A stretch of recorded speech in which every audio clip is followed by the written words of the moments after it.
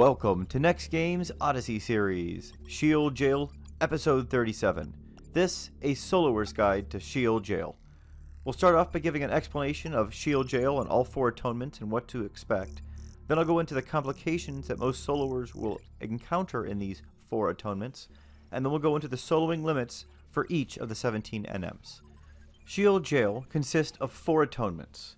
In the first, there are 4 NMs. In the second atonement, there are 6.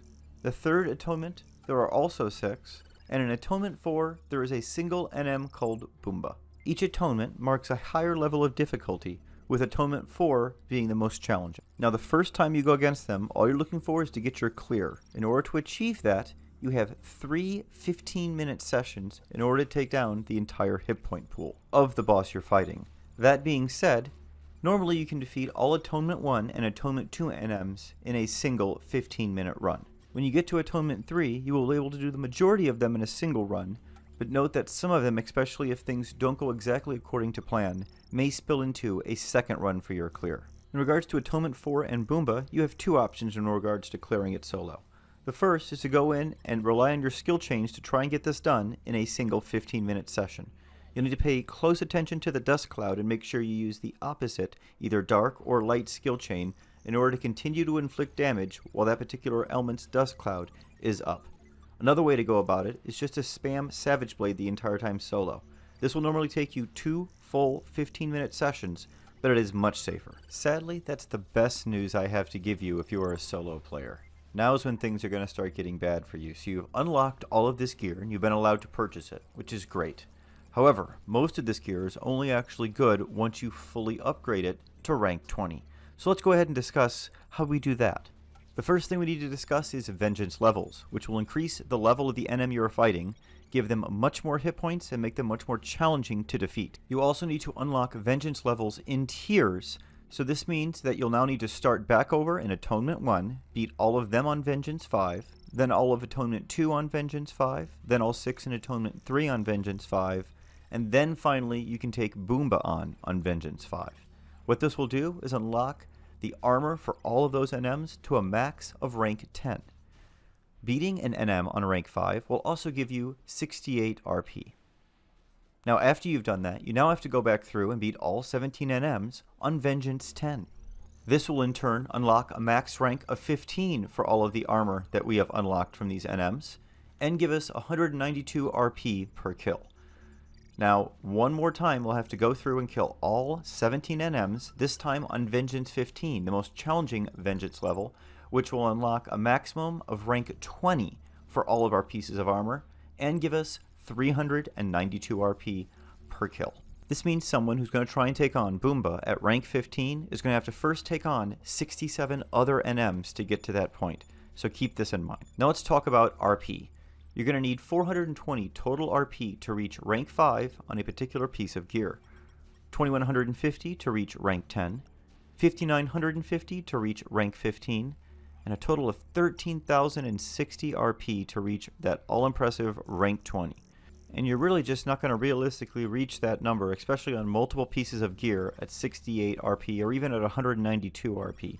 You really want to be doing Vengeance 15 runs while using amplifiers in order to actually achieve the best RP return.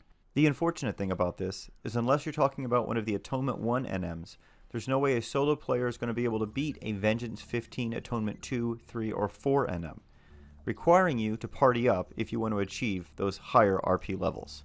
However, you can cut a good amount of the legwork out for you and your group by doing some work ahead of time and soloing as much of the content as you can. So let's start by discussing the main challenges that a solo player will encounter taking on the atonements in Sheol Gaol. Number 1, job restrictions. Now you can only use each job once during your 3 runs. This is going to mean that if you need to do 2 runs or even 3 to finish off a particular boss, then you're going to need a second or third job available capable of finishing it off. This is going to be a challenge on NMs that have a specific weakness, as all 3 jobs are going to need to be able to deal that kind of damage. The next thing you have to come up against is sub-job restrictions. You do not get the benefit of sub-jobs when Sheol Gaol. So for some jobs like Ninja, this really doesn't make much of a difference. However, for other jobs like Red Mage, it can make a huge difference if you plan to melee during your run, so make sure you keep this in mind in regards to your job selection. Now, the third thing I want to talk about is that there's no Unity Trust allowed in here, and this is a big one, as you do not get use of any of your Unity Trusts, such as Yoran Oran or Sylvie, which instantly takes out your best healer. The fourth thing I want to talk about, and the most important and limiting one in all of Sheol Gaol, is Trust. Now, you cannot use the same trust twice. You may think this to be a non-issue based on the large selection of trust we have at our disposal. However, only a small fraction of these trusts are actually useful in the Sheol Gaol content. Which trust you select will largely dictate your success in Sheol Gaol, so let's go ahead and go over which to use now. The way we're going to break this down is by job role. All of the trusts that do a decent or better job at a particular job role, I will list. If a particular trust is not listed, it means I deemed that that trust was definitely not going to be useful in any way in this particular Sheol Gaol content. So starting with tanks, the undisputed best tank in here is ArcEV. At holding hate and staying alive, there really is no one better all the way through Atonement 4. Now another great noteworthy tank is ArcHM. However, there's some caveats here. You can't have any tanks in your party or he's not going to be of any use to you. This means you yourself can't be a tank, and you can't have any other trust in your party that are considered tanks. Note this includes Monborough and Sethtus, which are both considered tanks in regards to the game. So if either of them is in your party, then ArcHM is just going to use Inin and be completely useless in regards to a tank for you. The last great tank we have in here is August. He doesn't do quite as good as ArcEV in regards to staying alive and holding hate, but he definitely is a close second. The next tank you want to summon, if you can't use either of those first three, is Gesho. His shields will keep him alive a relatively long time. The problem is, on many of the Atonement 3 NMs that can wipe your shadows quickly, he's a sitting duck. Now these next three of Mchuchu, Valan Ineral, and Menjing are all good tanks, but sadly the only reason you'd be using them is if the tanks above them have already died. And if the tanks above them have already died, none of these are really going to last much longer and usually only last you 1 to 2 minutes, making them only really useful for that last few % of a given run. Now it may seem reassuring that we have 7 tanks here to spread among our 3 runs. However, once we get into the higher vengeance levels on Atonement 2 and higher, then it makes it so any of these trusts could be one-shot at any time, making it so you may need to use several trusts in a given 15-minute run. The next job role has the least depth, and that is Bards. We only get 2 of them, Omia and Joachim. So this means if we're going to need to do 3 runs, one of them isn't going to be haste capped because they aren't going to have a Bard. Keep this in mind in regards to planning it if you do need to go into 3 runs. I suggest dedicating one of your 3 runs to a pet job, such as Puppet Master or Summoner, and that one is the one that would not need a Bard, is how I usually deal with this limitation. The next one we're going to talk about is Red Mages, of which we have 4. Korumoru, Arcelia 1 and 2, and King of Hearts. We don't normally have an issue here, but keep in mind that Arcelia 2 isn't really the best Red Mage, so we really don't have any breathing room here either. We really have 3 solid Red Mages for our 3 runs if we need to use them all. Next, let's turn our attention to White Mages. Now you see 7 here, so you may think that we have plenty to go around, but sadly this is the most lacking of our groups. That is because we don't get any of our Unity trusts, such as Yoran Oran. Also, the best 2 of these healers, Yignis and Monborough, are quite difficult to acquire, both requiring a substantial time investment. Therefore, many people will just be left with using Kupipi, Cherukiki, Kahara, Ferris Coffin, and Mahili, the Mithra. And sadly, all 4 of those last ones are really poor healers that will only buy you, just like those last 3 tanks, a minute or 2 at the end of a run. This also means that even if we do have access to those 2 rare trusts of Yignis and Monborough, we really only have 3 good healers to choose from, and I'm used to using 2 good healers per run in order to get through this content. So we really only have enough great healers for 1.5 runs.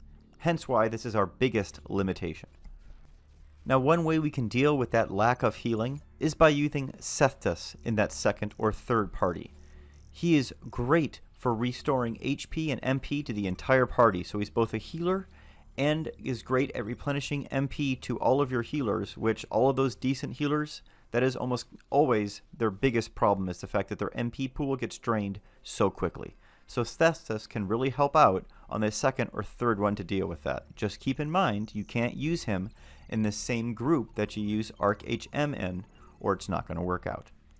Also, I wanted to point out that Shantoto 2 is the best magic burster if you're going up against an NM that is weak to magic.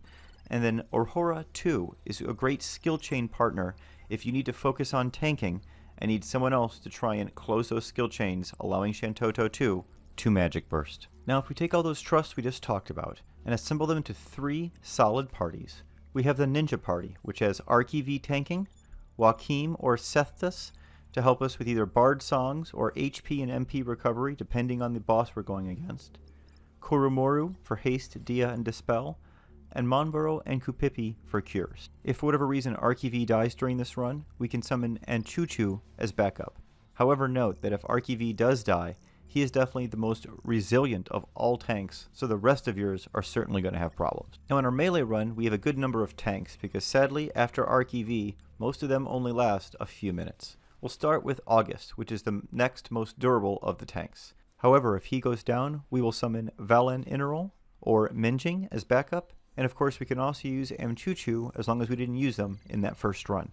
Additionally, we'll use Almia for marches, Arcelia for haste and dia, Yignis as long as you have him, and Cherukiki. Now this group barely has enough healing, and if you don't have Yignis, then Milhili is going to have to be used in his place, which is definitely going to lower your healing capabilities even more. The third group has even worse healing, with Karaha and Ferris Coffin, which really are the worst healers out of all the ones we're given options with, but sadly, the only ones left. We're also using Arohora 2 and Shantoto 2 to create skill chains and magic bursts for extra DPS, and Arc HM to tank. We will summon Gesho as the backup tank for Arc HM, being that it's the only one left. Now these are the 3 parties that I put together in hopes that the 3 of them would take me through Vengeance 15 in Atonement 1 and 2, through Vengeance 5 in Atonement 3, and hopefully Vengeance 5 in Atonement 4. Sadly, once I started trying those Vengeance levels with this plan, it became immediately apparent just how difficult of a task this was going to be.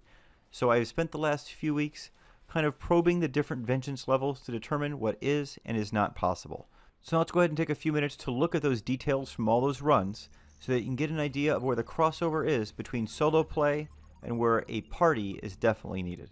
Let's go ahead and start with Atonement 1. The first thing we'll talk about is the hit point levels of the bosses, as this can tell you exactly how difficult they are in compared to their previous Vengeance level. So in Atonement 1, they start out with 250,000 hit points. By Vengeance 5, that has doubled to 500,000 hit points. Now in Vengeance 10, they're adding an additional 250,000, so now we're up to 750,000 hit points. And on Vengeance 15, we have twice as many hit points as we had on Vengeance 5 at 1 million hit points. Now let's discuss what a soloer can hope to achieve against the 4 NMs in Atonement 1. The first one, Delon D, a soloer can take on in a single run on Vengeance 15. I would rate this difficulty at a medium. Ubenai, once again, you can also take on a Vengeance 15 in a single run, solo with Ninja, and it's actually quite easy to do so I would say the difficulty on this one is low.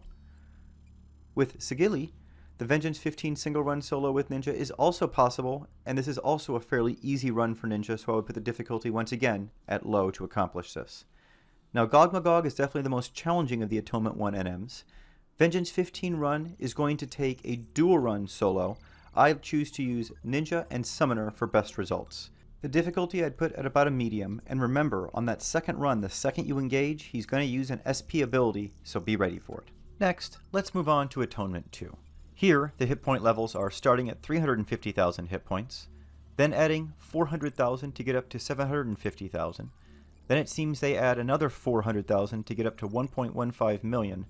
So my guess is 1.65 million is going to be the approximate hit point total at Vengeance 15, though note, I sadly have not personally verified this yet.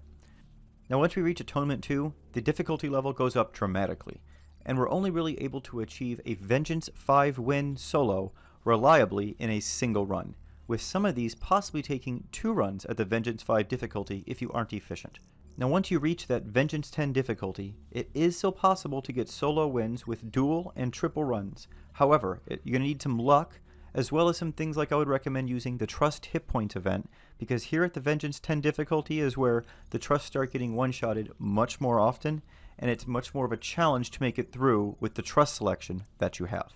A Vengeance 15 solo win will therefore sadly not be possible for any of these NMs, and where the crossover will definitely be in regards to party play.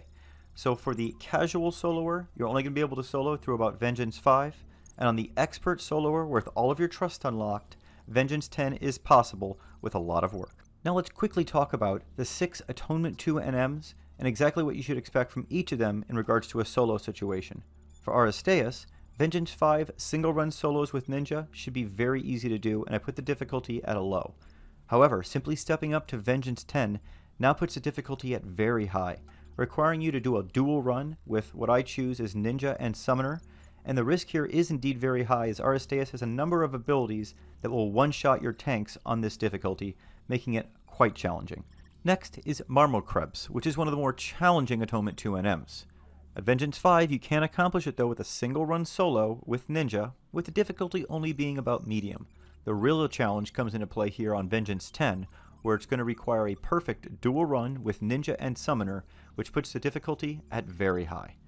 The next NM we're going to go over is Gigilorum, which is the most challenging of the Atonement 2 NMs. On Vengeance 5, a single run solo with Ninja is possible, but you're going to need to take advantage of every moment in order to achieve it in this single run, so the difficulty is high.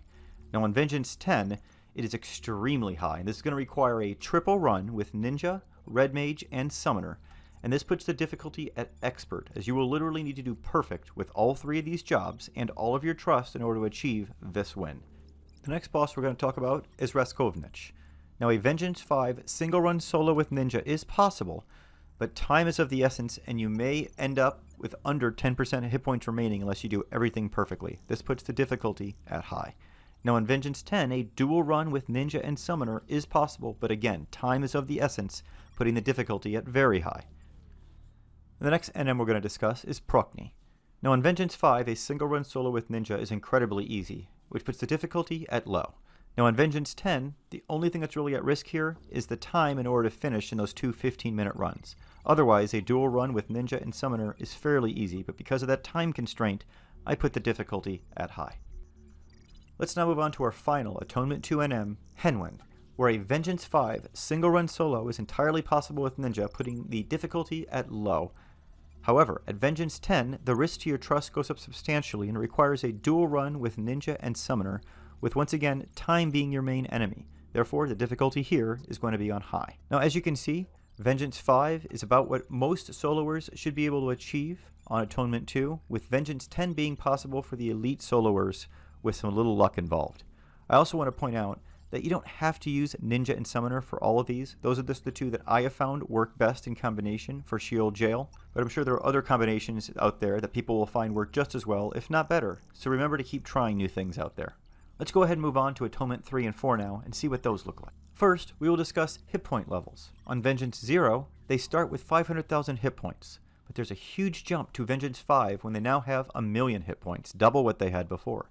On Vengeance 10, it's 1.5 million hit points is my guess, and on Vengeance 15, it should be 2 million hit points, basically going up by 500,000 for each 5 Vengeance levels. Now Boomba on Atonement 4 surprisingly only has a little bit more hit points, starting off at 600,000 hit points, and then I'm assuming going to 1.2 million, 1.8 million, and then 2.4 million.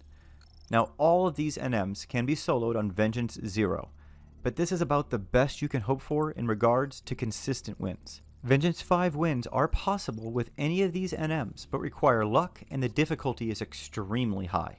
You will need Yignis and Monborough, as well as your MM level at 45, no exceptions. You'll also want to be sure to make sure that the Trust event is going on that gives them more HP, MP, and increases their resistances. You'll also want to make sure that you increase their levels by 5 by doing the appropriate quest, and additionally have the Trust hit point cheer effect. All of these things are needed for the tanks in order to survive any of the Vengeance 5 runs. Now it's also going to require 3 runs for the win, so try to take 50% hit points in that first run, and then 25% on each of your consecutive runs. Now in my test, I've gotten close with a few of these runs, getting the NM to as low as 9% hit points.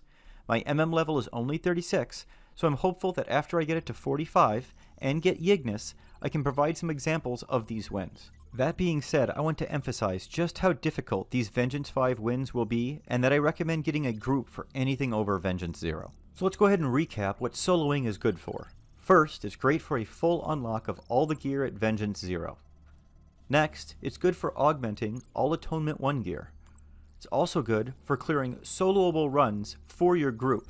So Atonement 1, you can save your group 12 to 16 runs. In Atonement 2, you can save them 12 to 18 runs, and in Atonement 3, 6 to 12 runs. So what this allows is the group that you finally form to actually start on Atonement 3, Vengeance 5 NMs, or if you are really good at soloing, Atonement 3, Vengeance 10 NMs. Then the group does Atonement 2, either Vengeance 10 or 15, before doing Atonement 3 and 4, Vengeance 15. All in all, this will save your group between 30 and 46 runs depending on how many of the mobs you are able to solo. And that's going to be it for the Solower's Guide to Sheol Gaol. I hope it's now very clear where soloing transitions to party play in regards to Sheol Gaol, and exactly what's needed in order to achieve those Vengeance 15 wins. Thanks so much for watching, everyone. Stay safe and stay healthy out there.